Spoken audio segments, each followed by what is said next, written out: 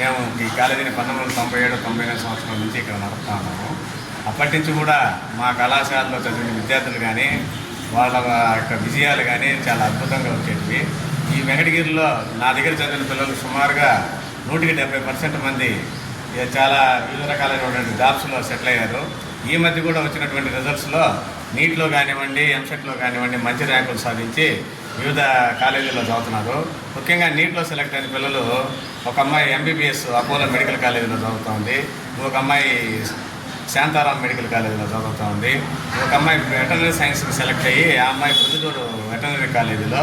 తర్వాత ఈ మధ్య లాస్ట్ ఇయర్ ఏంటంటే మన ఆలీ గారి వాళ్ళ అమ్మాయి అంజుమ్, ఆ అమ్మాయి కేకేఆర్ హోమియోపతి మెడికల్ కాలేజీలో పుత్తూరులో చదువుతుంది.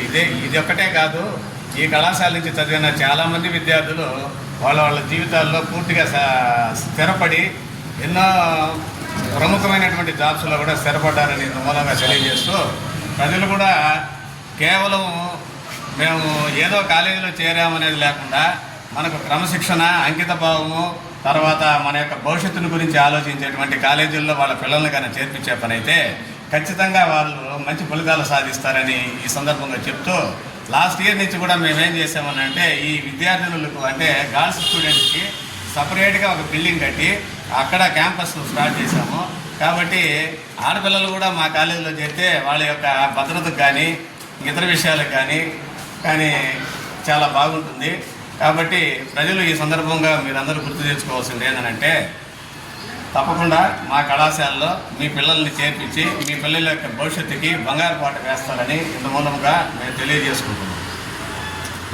మా యొక్క కళాశాల ఫలితాలు మీరు చూసినట్టయితే గత 30 సంవత్సరాలుగా ఏ కళాశాల కానీ కార్పొరేట్ కళాశాలలో కానీ వెంకటగిరి నుంచి చదివిన విద్యార్థులు ఎవరు కూడా 990 మార్క్స్ అంటే 1000 మార్కులకి 990 మార్కులు ఎంపీసీ గ్రూపులో సంపాదించినటువంటి సందర్భాలు లేవు. కానీ అంటే దీన్ని బట్టి మీకు అర్థమయ్యేది ఏంటంటే, మా కళాశాల విద్యార్థుల్ని మేము ఏ రకంగా వాళ్ళని ముందుకు తీసుకెళ్లాలో అనేది ప్రతి క్షణం ఆలోచించి వాళ్ళ యొక్క భవిష్యత్తును తీర్చిదిద్దేయడం వాళ్ళు అవుతాము. అదే కాకుండా 990 కాకుండా 985 రితికా అనే అమ్మాయి కానివ్వండి, 982 వాసంతి కానివ్వండి, 982 దివ్యశ్రీ కానివ్వండి ఇక్కడ సాధించి వీళ్ళందరూ కూడా గవర్నమెంట్ గర్ల్స్ హై స్కూల్ పిల్లలే.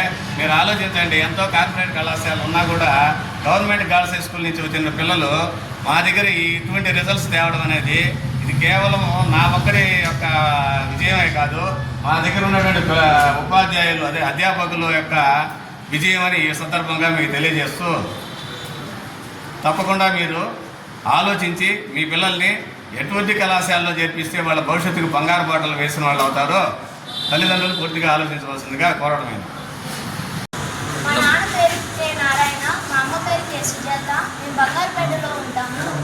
నేను 10th క్లాస్ జెడ్పీజీహెచ్ఎస్ వెంకటగిరిలో చదువుకున్నాను. 600 మార్క్స్కి 529 మార్క్స్ వచ్చాయి. కావున మా ప్రిన్సిపల్ సార్ మాకు కొంచెం పూర్ ఫ్యామిలీ కాబట్టి ఫ్రీ సీట్ ఇచ్చారు. నేను ఇంటర్లో 2 ఇయర్స్కి కలిపి 985 మార్క్స్ వచ్చాయి. ఇక్కడ ఉపాధ్యాయులు ఎంతో కృషి చేసి నాకు బాగా చదువు చెప్పారు. కాబట్టి అందరూ ఈ కాలేజ్లో జాయిన్ అవ్వాలి. పేరు జీ సంధ్య. మా తల్లిదండ్రులు జీ శ్రీను, జీ సుభద్ర.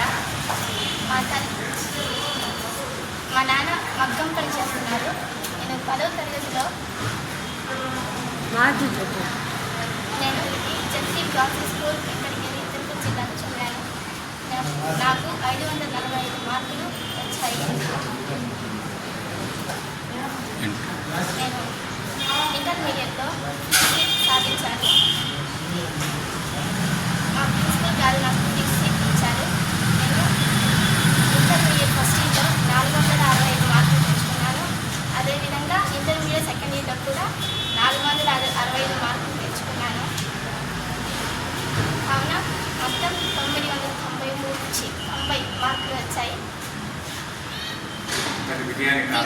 దీనికి కారణం మా ప్రిన్సిపల్ సార్ జయశేఖర్ సార్, మా లెక్చరర్స్, పేరెంట్స్, టీచర్స్ మరియు మా తల్లిదండ్రులు అందరికీ నా కృతజ్ఞతలు. నా పేరు కే వాసంతి. మా తల్లిదండ్రులు కన్నా పోతలూరు, కన్నా రాజమ్మ. మేము బంగారుపేట బీసీ కాలనీలో ఉంటాము. నేను 10th class ZP girls high స్కూల్లో చదివాను. నాకు 499 మార్కులు వచ్చాయి. నేను ఇంటర్మీడియట్ నాగయ్య కాలేజీలో చదివాను. నాకు 2 సంవత్సరాలు గాను 982 మార్కులు వచ్చాయి. దీనికి కారణం మా ప్రిన్సిపల్ సారు, మా లెక్చరర్స్.